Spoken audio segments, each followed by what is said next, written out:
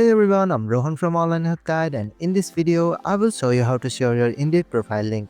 Sharing a profile link makes it easier for potential employers to view your qualifications and consider you for job opportunities. So, let's get started on how to share your Indeed profile link. Start by opening the Indeed app on your device.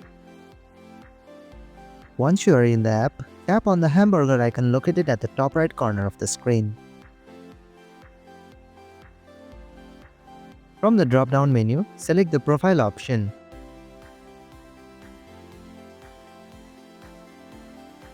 Once you are in the profile section, click on the CV option.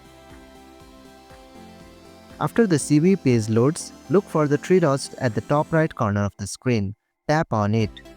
Then you will see the option to share a link to my Indeed CV. Tap on it. You can now preview it in a new window or copy the link to share with others. And that's how you can share profile in Indeed. Thank you for watching Online Help Guide. I hope this video was helpful. If it was, then hit the like button and comment below if you have any questions or feedback. Also, if you are new to our channel, please subscribe and hit the bell icon so you won't miss our upcoming videos.